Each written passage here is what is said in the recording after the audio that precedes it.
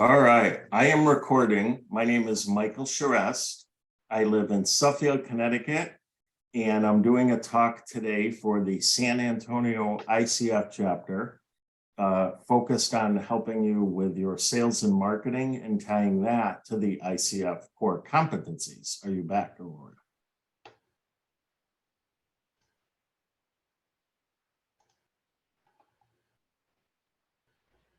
Thank you. And so David and Rebecca, if it's just you two here today, we'll make this very personal to you two. If more people come, we'll add them in. But being that it's just the two of you, let's make sure this is as much value for you as you could possibly get in the next hour.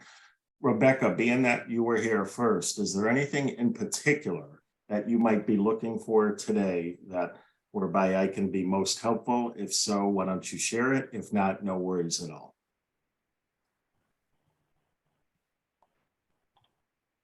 Did you hear that, Rebecca? Rebecca might be having trouble with her sound. Did you hear that, David, that question?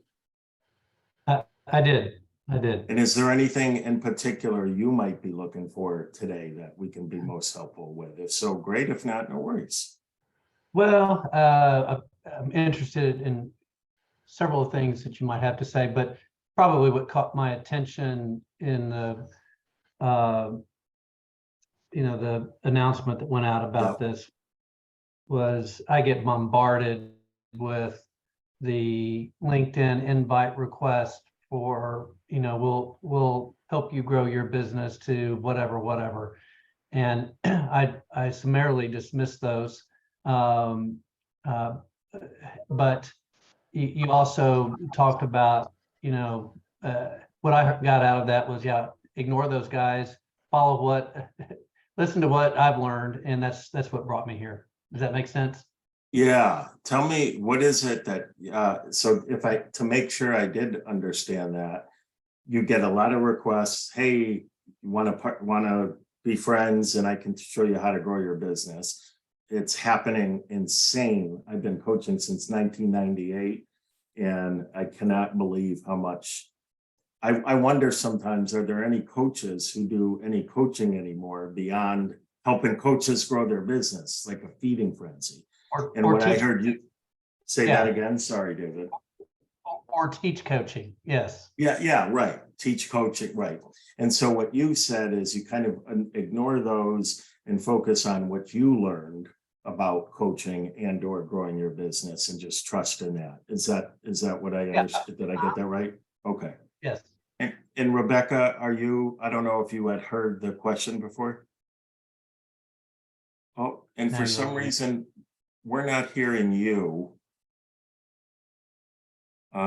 See if you can adjust your mic, but in the meantime, if there's anything in particular that you want from today, Rebecca, just put it in the chat for now, and or if you get that mic fixed, that would be awesome. So let me just I'll share screen and we'll kind of go through some basics here, and then we'll go from there. So basically, I've been coaching since 1998, and I've spoken to many ICF chapters, and I was thinking, what might I offer them this year? And I thought, I was reading through the core competencies, and I was realizing, gee whiz, not only do they help us become a good coach and give us guidelines to how to be an ethical and dignified coach, but boy, these can work for sales and marketing too.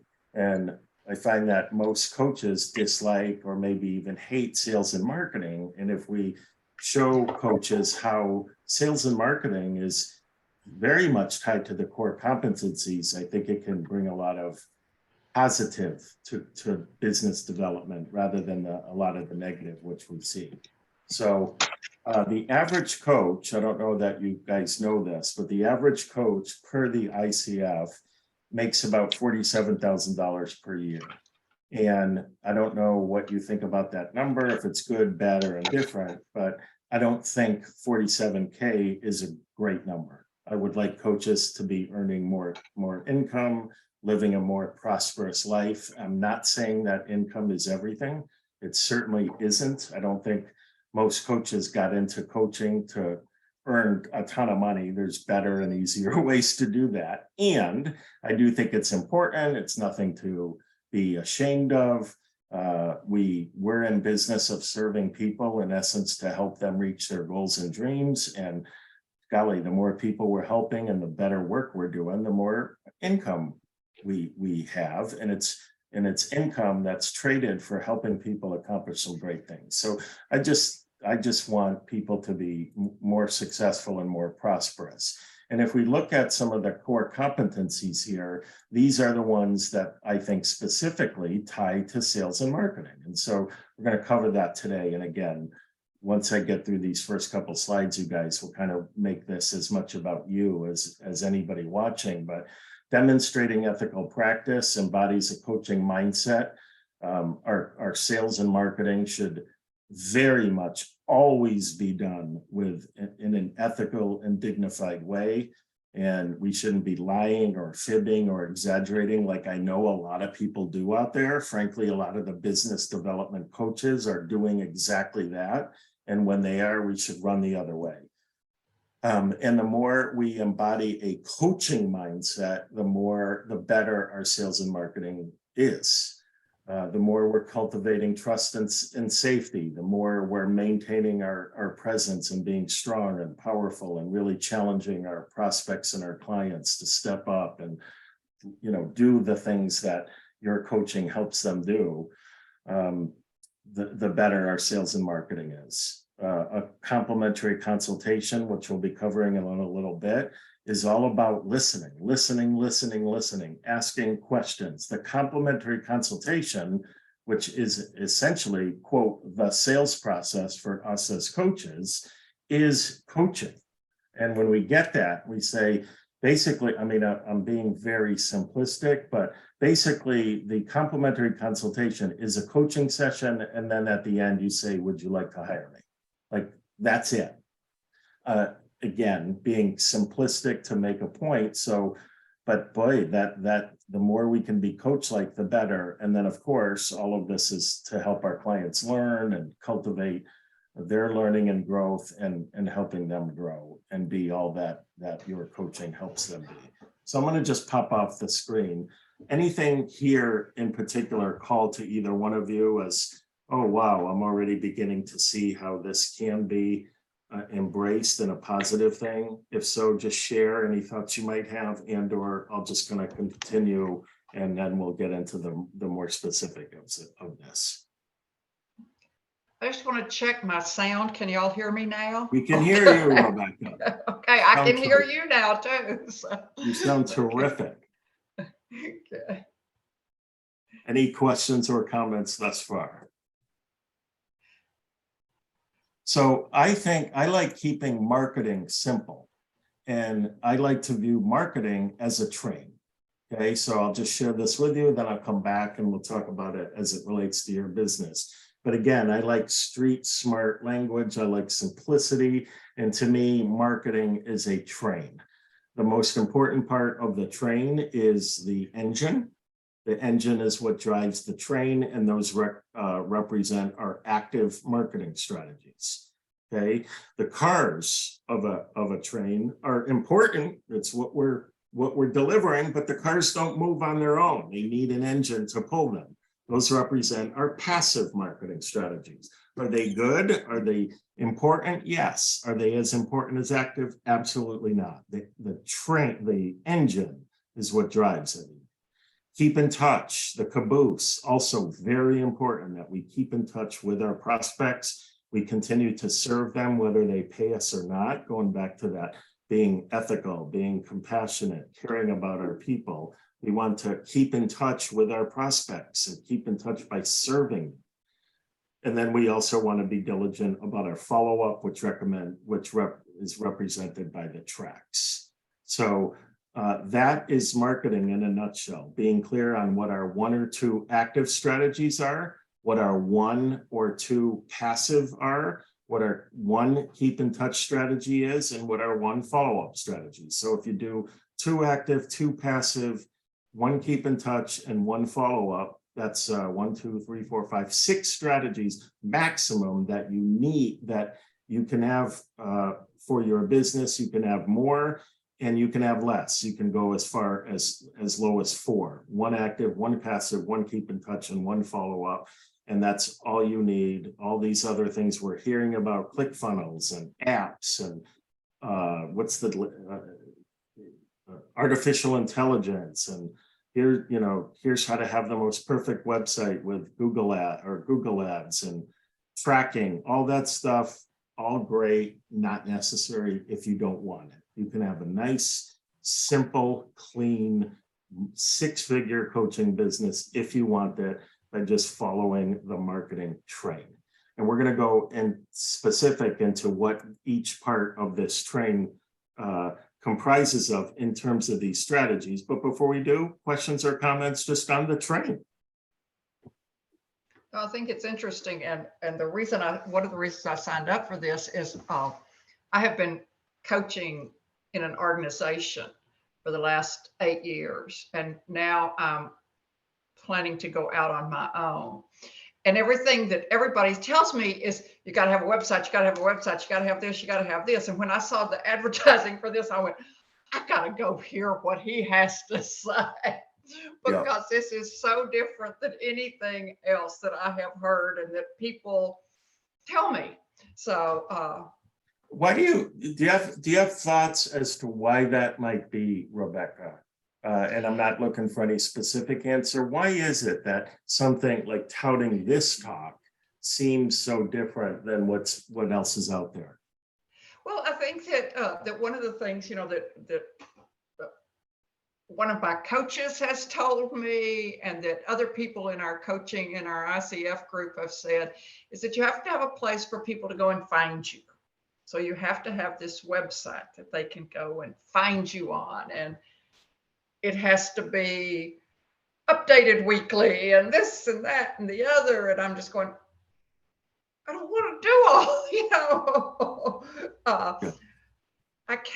you can't do it all, kind of thing. Can't do it all.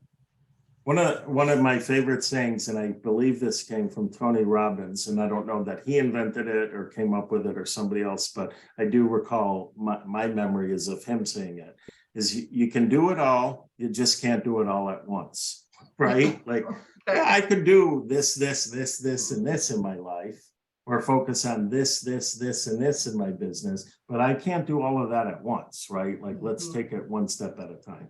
And just to kind of cut to the chase, Rebecca, my opinion is, I do think a website is something we should all have. It can be very simple, though, very clean, and a place to send people to. If we don't have a website, the trend now is a LinkedIn profile. A lot of coaches, business people in general, are using their LinkedIn profile in place of a website. So I think either or both are perfectly acceptable. The good news is LinkedIn is free, right? Yeah, building a LinkedIn profile is free. There's levels in LinkedIn where you can purchase, but you can have a nice, clean profile there, and you can build a website either on your own, although I do recommend hiring an expert, for as little as $500 to $1,000. You don't need a big $5,000 multi-$1,000 website as a coach. Certainly not. Now you can, not going to hurt you to have one, but you certainly don't need. Any other questions or comments on the train before we dive into some specifics of active, passive, etc.? Okay, so let's just go through a few examples of each, and then we'll tie them to the competencies. Oh, wait a minute. Did I miss a slide? Maybe it is. Oh, on this one, we did not list them, so I'll share with them verbally. Okay. So regarding active strategies, I'll just share with you a couple of favorites for me and what I have found many clients to embrace and get great value with. First, they're speaking.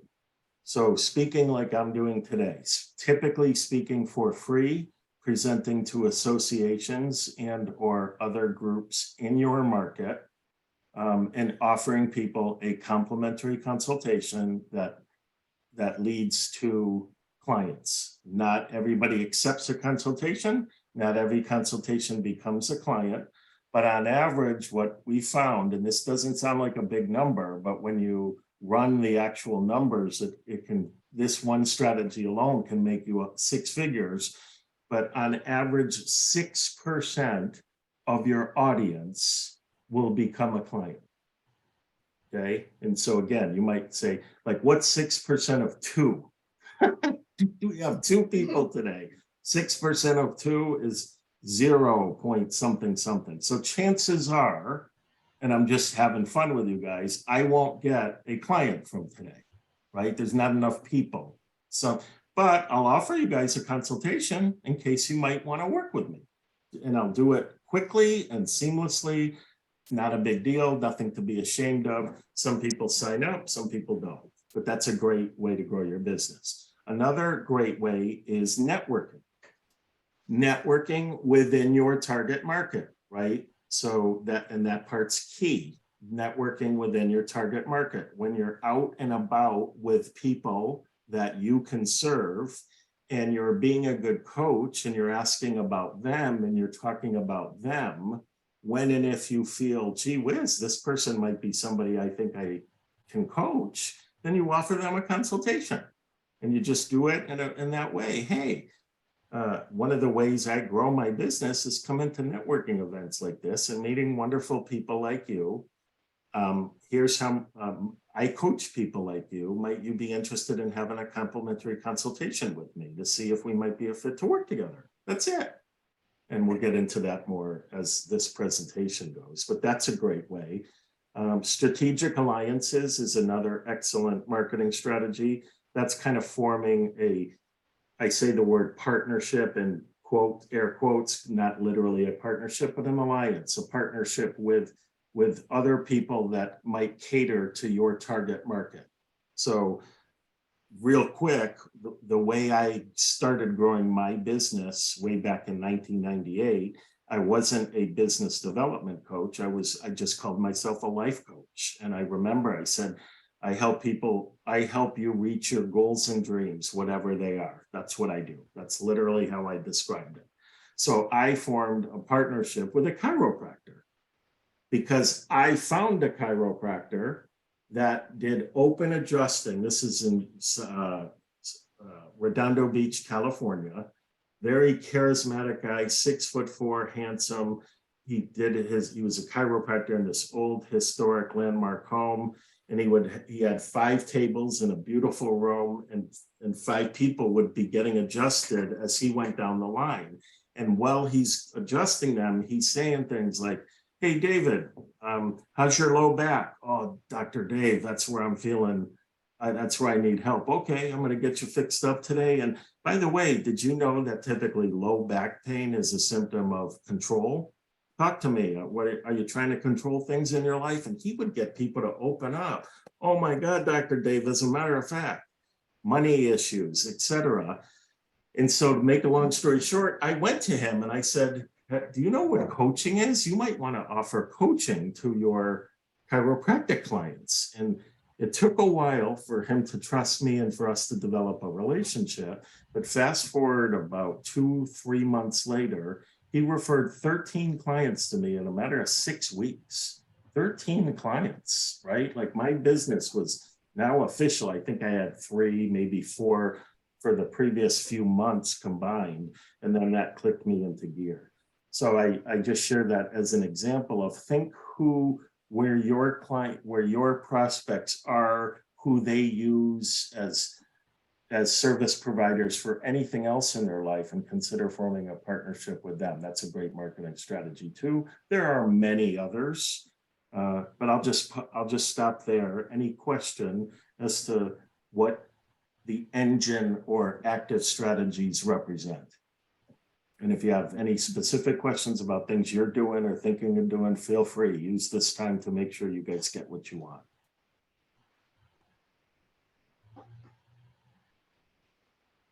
Okay, so Yeah. passive. Oh, were you going to ask something, David? Yeah, so in the genre of networking or / strategic alliances, I mean, those are those are direct interactions. Well, strategic alliances that's more of a referral. But what about prompting your referral base? Do you have that as a networking under networking, or is that its own category? And Great question, and David. And how do you see that being successful for coaches? you're speaking of referrals, correct? Yes, these are just people that are David Wilson fans that I may not talk to frequently enough, but need to do more of just to put them front of mind. And I say that because that's my primary asset. And what are your findings around that particular approach? Yeah, that's a great question, David, and absolutely what I would have you consider is one, a strategy that we did not invent, but I'll just share with you. It's called the AIR conversation. And AIR stands for advice, insights, and recommendations. So it's reaching out to your network, asking if they would like to, if they would, not necessarily like to, because you're actually asking them for a favor, would they have an AIR conversation with you?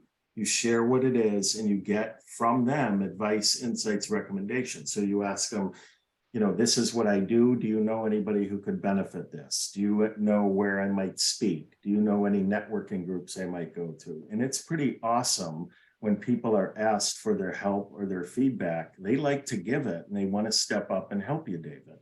And so that's cool. And then another byproduct of that, sometimes they say, gee, I think I might want to work with you, David. Now, you're not doing that for that reason, because then it would seem a little bait and switchy. But obviously, sometimes that happens.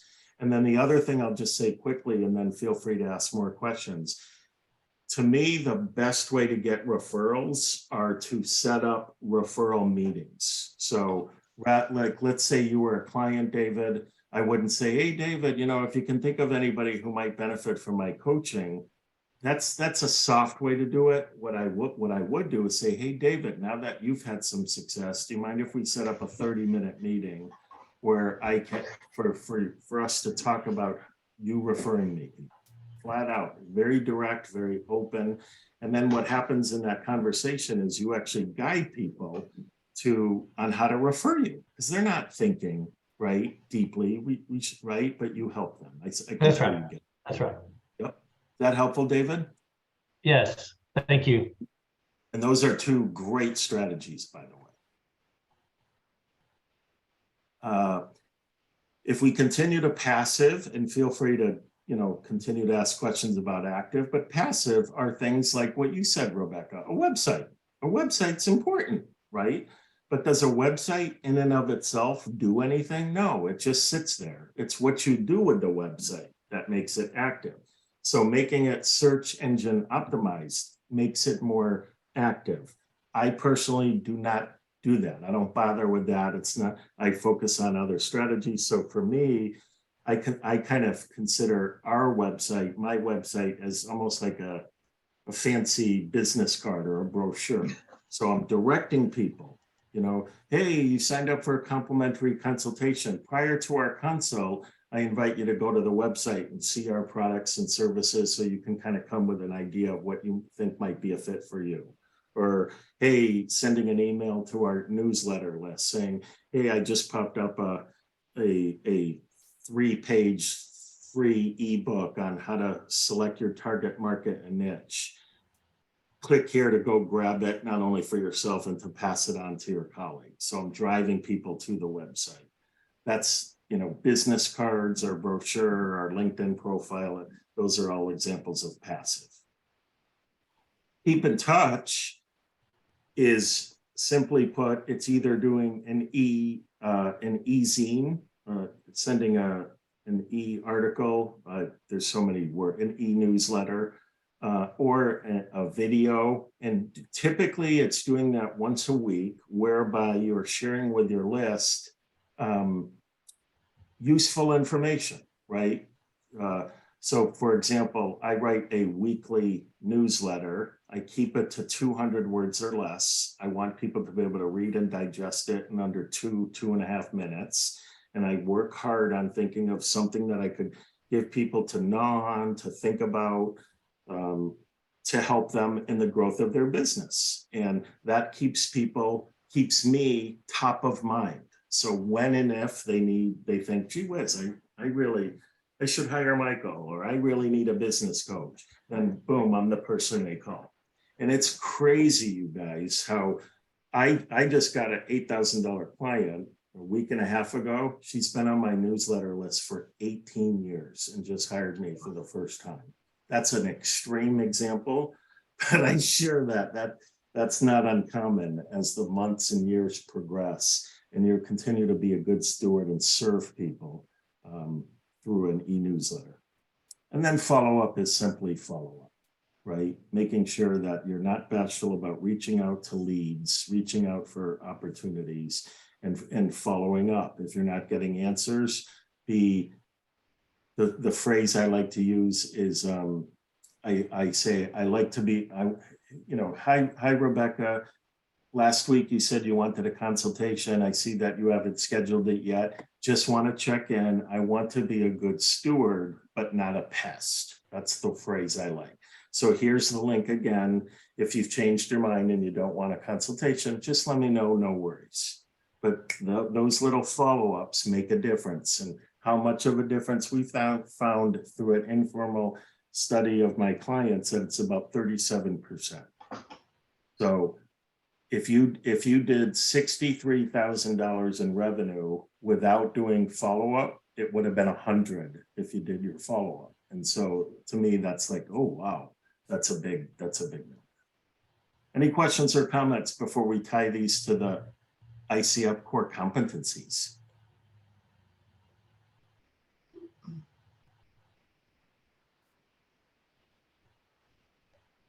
So would you guys, why don't we take a look at this and let's get you involved.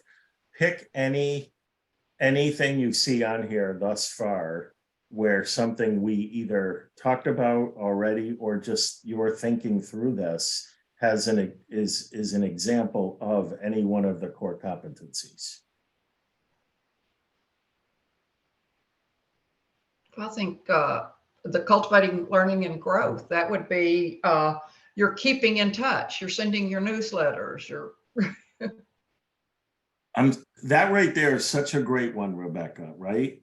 You said cultivating trust, right? Mm-hmm. What was the other word? I forgot. Cultivating learning and something. Learning and trust, yeah. So if you're continuing to share, teach, little, they don't have to be big world-changing things, but you're cultivating that growth, and you're doing it in a way where you're building trust, the know, like, and trust factor, because you're not selling anything. Sure, once in a while you do offer something, but for the most part, it's mostly serving. Sweet. What else?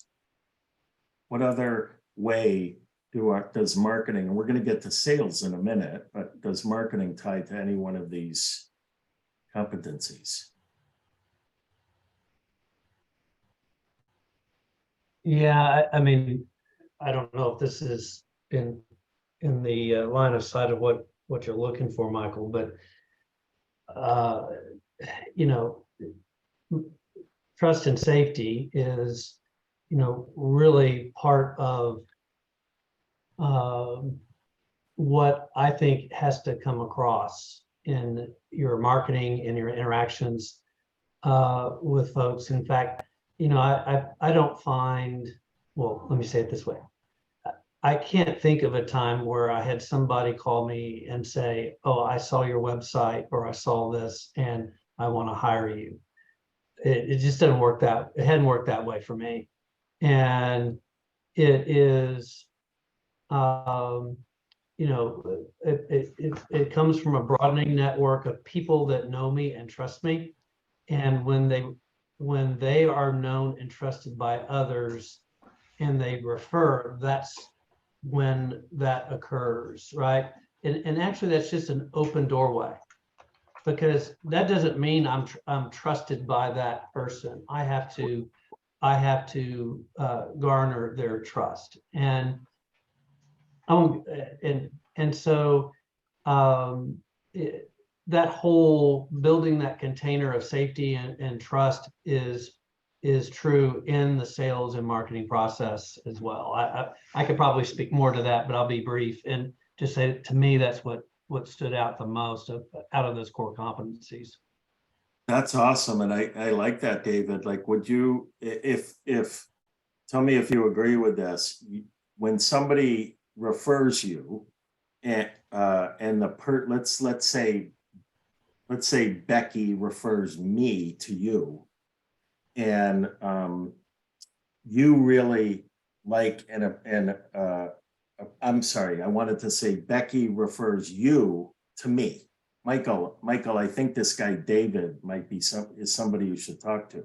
If I like and trust Becky, that works for you. Like, you're almost borrowing our relationship. And then, like you said, once we talk, then you need to do your part in establishing that between us. So, but it does help to come from Becky, correct?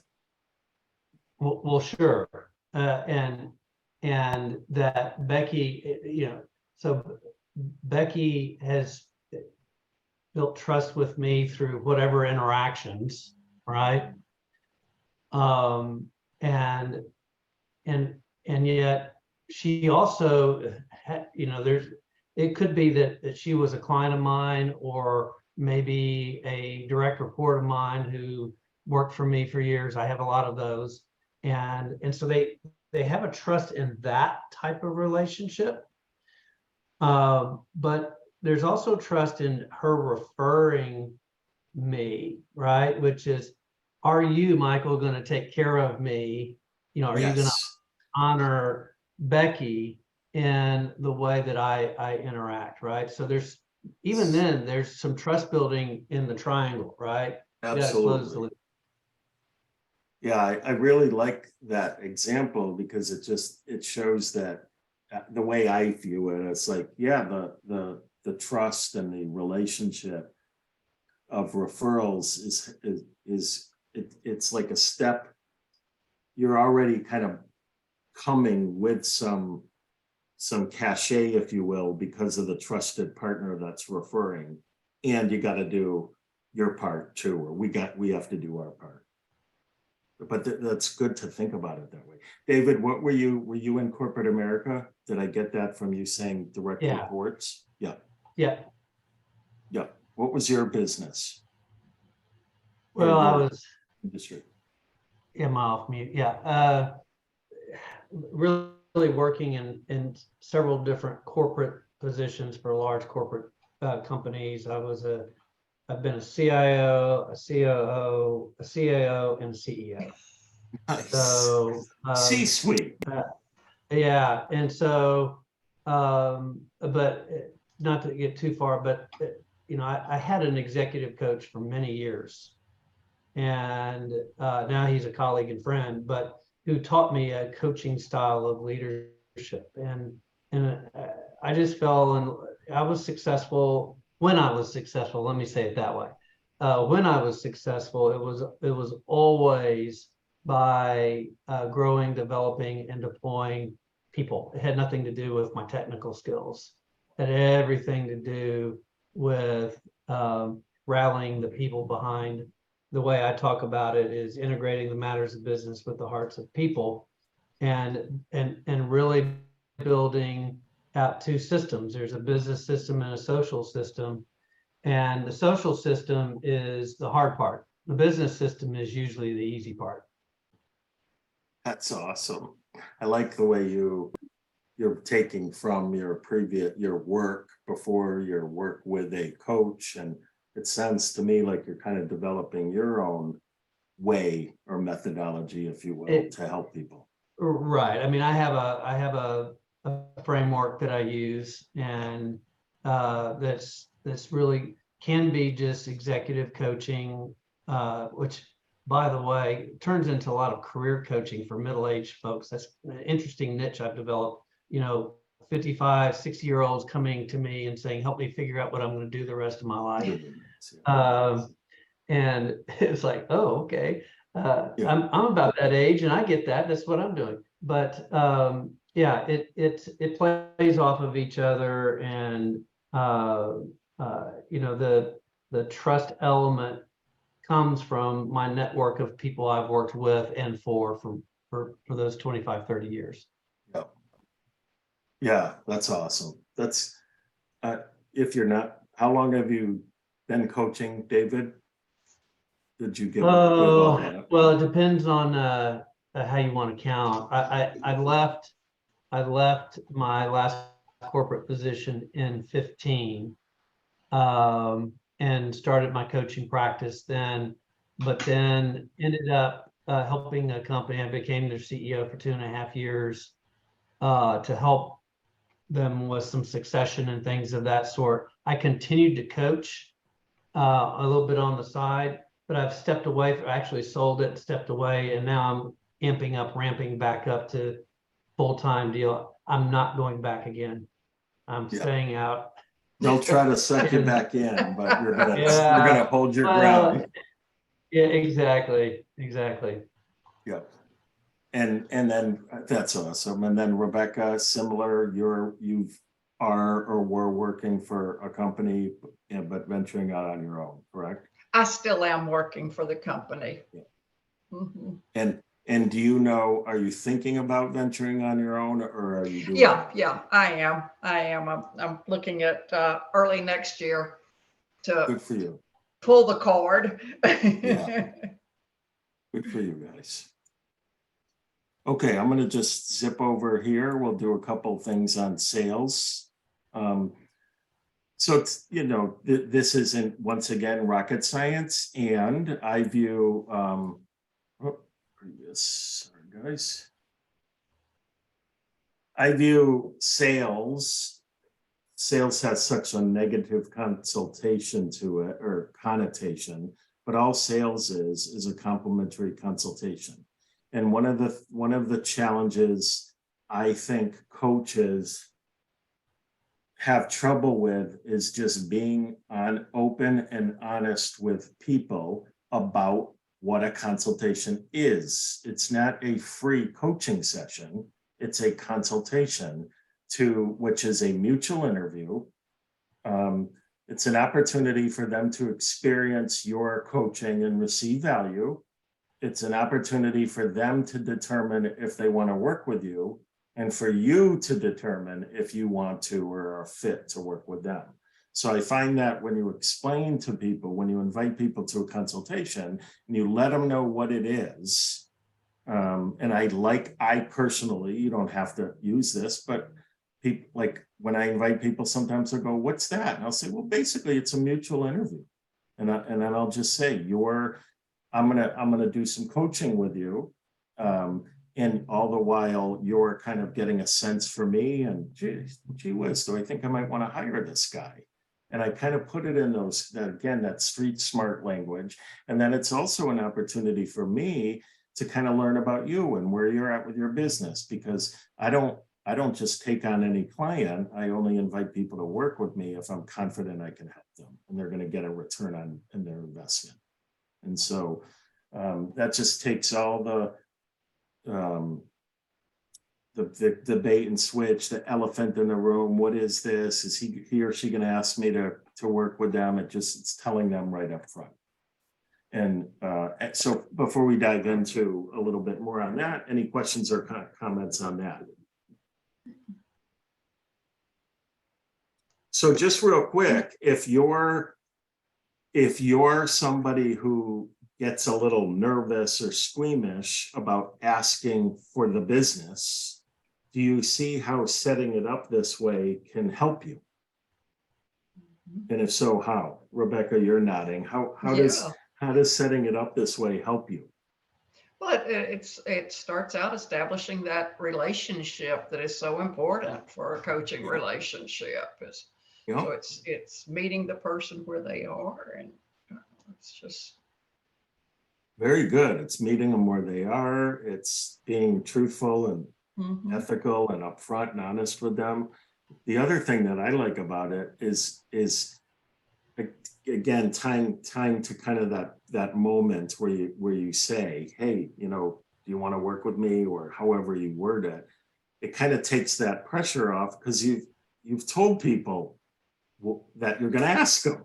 And so you'll hear one of the things that I recommend doing at the beginning of a consultation, we'll cover this in a minute, is you share with the person what to expect during the consultation.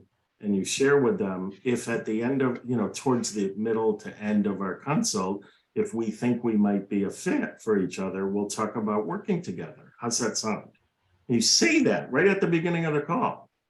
So again, truthful, honest, upfront, and by letting them know that, it takes any, you know, hopefully, I found this when I was starting, it was like, that took the pressure off of me, because I found during my consultations, I was nervous through the whole thing about that final moment where I say, would you like to hire me, or do you want to work together? But I found when I told them that up front, I wasn't nervous anymore, and they liked it better too, because they're not wondering, when's this coming, when's the sales pitch coming. You know, nowadays, people, coaching is more prolific. This is more common. But back when I started, you guys will have to remind me how long you've been around in the coaching arena even. People didn't even know what the heck coaching was. And so, you know, people were always a little leery about it. I think that's They less still so don't. now. What's that? They still don't. Yeah, No. yeah.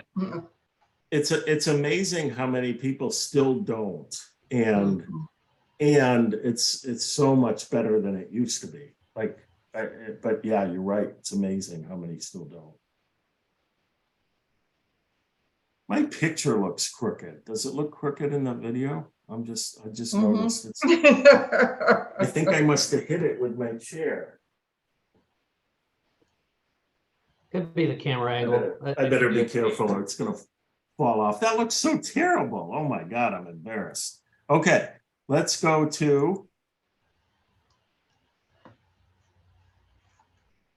Let's look at some of the other ones. The kind of the listens actively, evokes awareness, maybe maintains presence. Any of those that you can see how they tie to a complimentary consultation.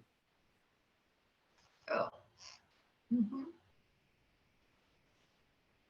Yeah. I think I think you've talked about it, that the big thing of the complimentary conversation is just sitting there listening, and then you're also trying to help evoke awareness of what is a coach, who is a coach, what does a coach do? Awesome. And you don't, and you can tell them a little bit, but you don't even have to, because you're demonstrating it. You can tell them that, right? So I recommend prior to a complimentary. I think I have a slide on this. I don't think I do, but I want to share this with you. Prior to the consultation, you send folks homework. I did this via email. Thank you for registering for a complimentary session. Friday at 12 o'clock, we'll meet on Zoom, or please call this number. The call will be about 50 minutes. Here are 3 questions to think about in advance of the call. Okay, and I give them 3 or 4 questions. And the 3 or 4 questions that you want to ask them, and I'm going to give them to you in generic form now. You want to customize them for your target market, but you basically want to ask them, what is it you want? How will you feel when you get there? And how will you feel if you don't? Which I think are 3 great coaching questions, and you're positioning the consultation to identify the gap, right? And this is no secret. You share this with them during the call, but so for me, you know, or let's just take one of your target markets. Would one of you just share who you work with and what you coach them on? And we'll make it more specific to you.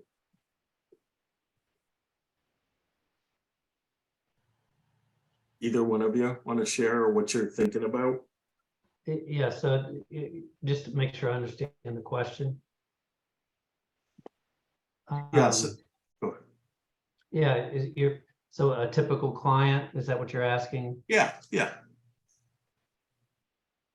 And how I go about it? Is that what you're? So specifically, do you have a target market, the demographic or of your client avatar, if you will, or typical client, leaders, middle management, single moms? Yeah. Well, I have three different pathways, but business and executive coaching, and sometimes they overlap, but oftentimes they overlap. But business coaching, $20 to $100 million revenue business that is trying to scale, that is usually stuck, centered around the owner or founder, entrepreneur who can't get out of the day-to-day and is looking to scale their business.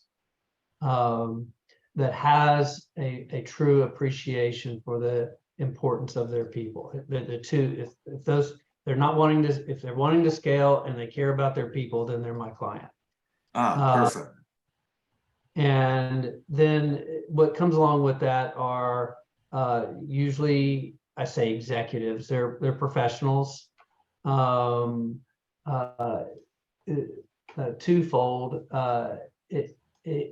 Executives, as I've already mentioned, that are trying to figure out what they're going to do with the rest of their life, or are struggling in their suite, especially with colleague relationships. I have a couple like that right now. I can't get along with the Houston person, can't get along with the Dallas person, and that's creating issues and things of that sort.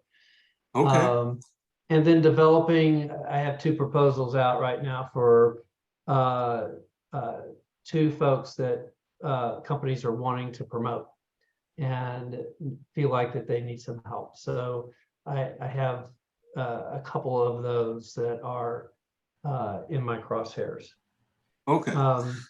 And what I would say is, and I just throw this out, what I have found, if I'd add one more question, what do you want? How will you feel when you get there? And how will you feel if you don't?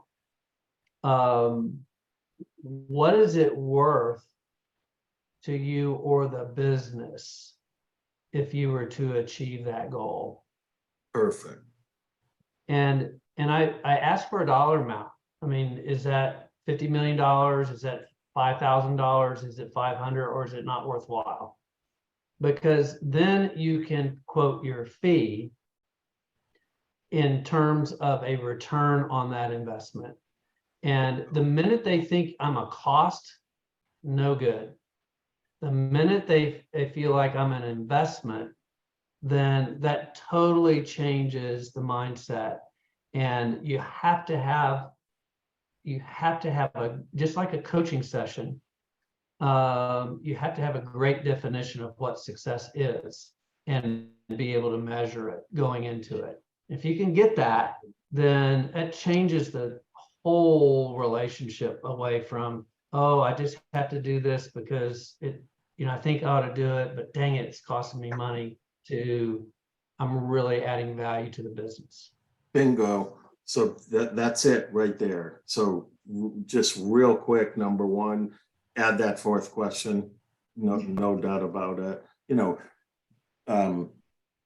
I'm not tied to whether you guys asked 3 or 4, or if you had a fifth one, but you got it. What's your definition of success, right? Like, and you can even customize these if you want. I'm sharing this with you David, you're obviously doing it, and also Rebecca and anybody else who might watch this. So you might say, like, I'll just take a couple of your examples, David. What does success look like to you when you've achieved the scale and maximizing your people as much as you want to, or as much as you envision?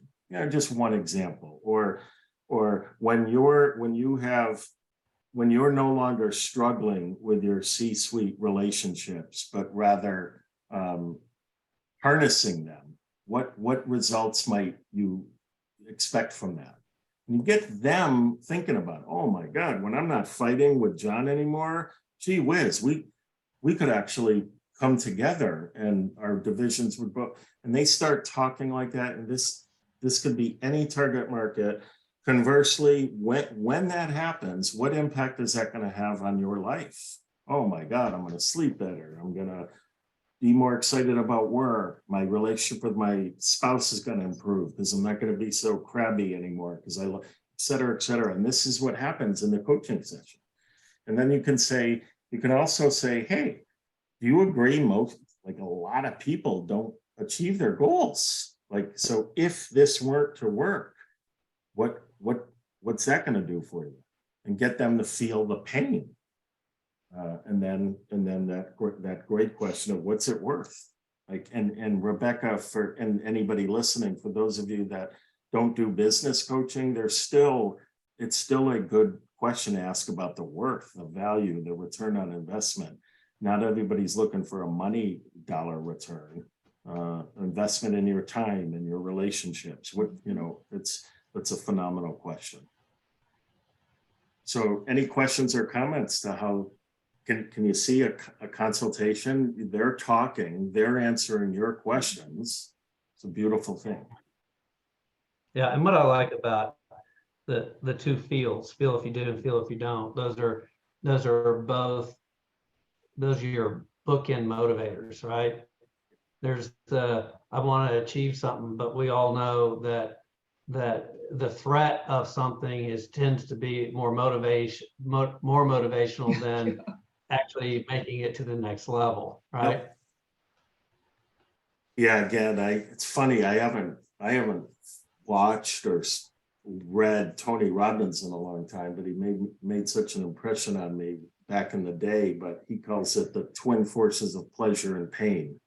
We're all seeking pleasure and avoiding pain, and we'll do more to avoid pain than we will to even seek pleasure. So sometimes as coaches, we don't want to. We get squeamish when our prospect or our client is feeling pain, but that's actually the best opportunity for them to grow. So allow that to happen. There's a sports analogy to that. There's statistically in golf, you can have the same distance, same putt, and if somebody's avoiding a bogey versus making a birdie, they make the putt more often when they're avoiding the bogey. They miss it more often trying to get it. I mean, statistically, that's out there. Yeah. Wow. That's amazing.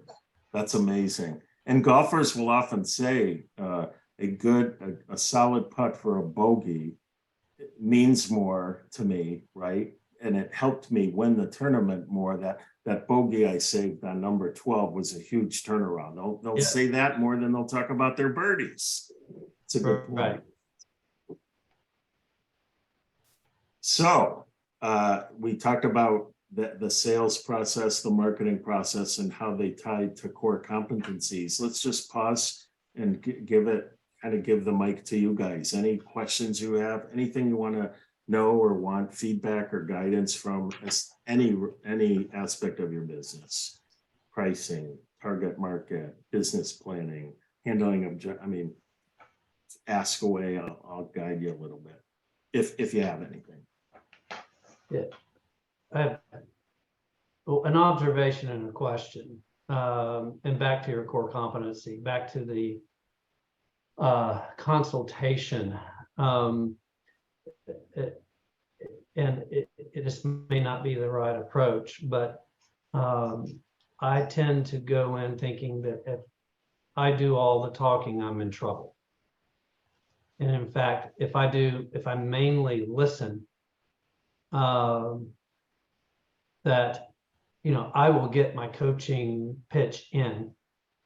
But if you are, making that consultation a value add, even if it's just somebody processing out loud and getting, some energy off their chest, is valuable. Again, I'm amping my business back up, so I haven't had many reps lately, but that's been a general approach. Don't know what your comment on that is, but it's 100% yes. If us speaking less, I mean, I like to, I assign numbers to a lot of things. I'm just a numbers geek, but in a consultation, the prospect's probably speaking 70-75% of the time, and you're 25-30. And most of our talking is asking questions. It's a beautiful thing. So does that help validate, David? Yeah. Yep. It does. And the second one, you talked about pricing.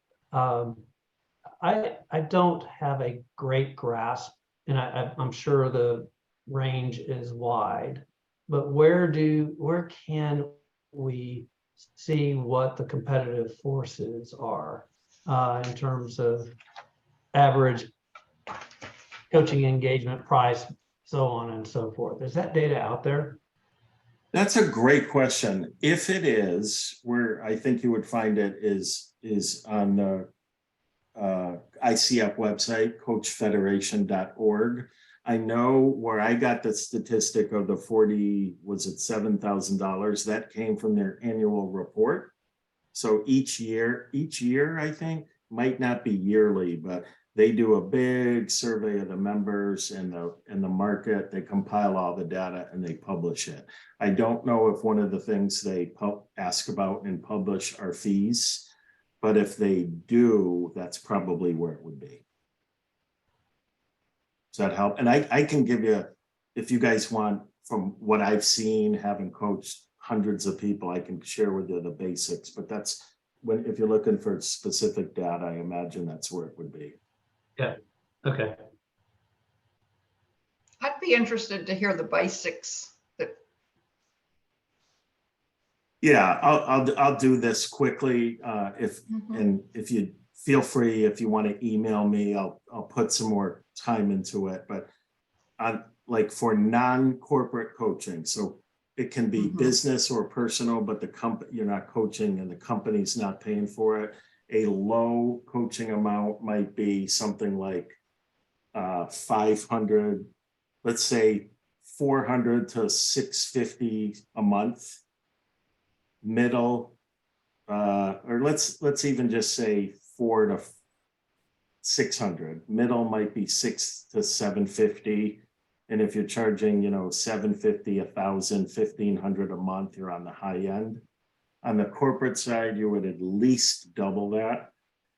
Like let's say, David, if you're coaching C-suite executives of $20 to $1 million companies, you probably wouldn't want to be anywhere near less than $3,000 or $5,000 a month, or you won't have the credibility that they're looking for. So there's opportunities to make a lot of money coaching that market.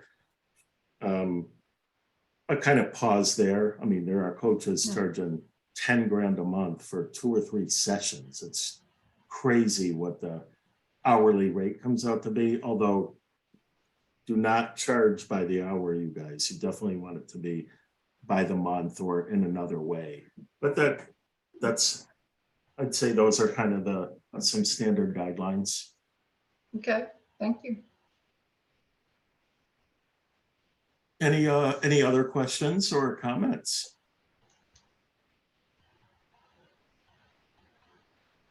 Cool. I'll stop there. Let me pop my email in the chat. I think you guys have it, but just in case you want to set up a consultation with me or feel free to ask any questions, it's Michael at bizlife 360.com. And don't hesitate. If you said, hey, I was thinking about the session the other day, please answer this. I'm very willing to serve you.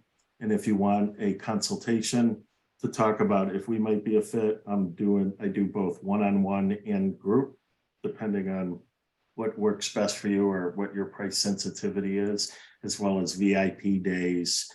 We have modules in a big self-study program, so just ask and we'll be happy to visit with you.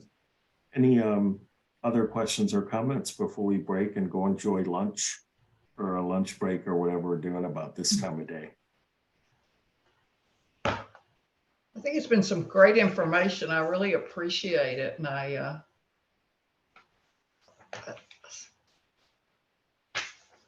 thank you. You're welcome. My pleasure. Thank you both. It's a pleasure. Thanks for being here. And if I can do anything for you, I'm here. Have a great rest of what is today?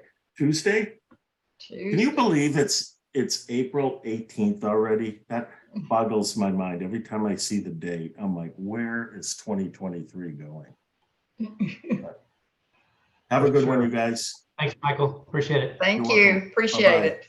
Bye-bye.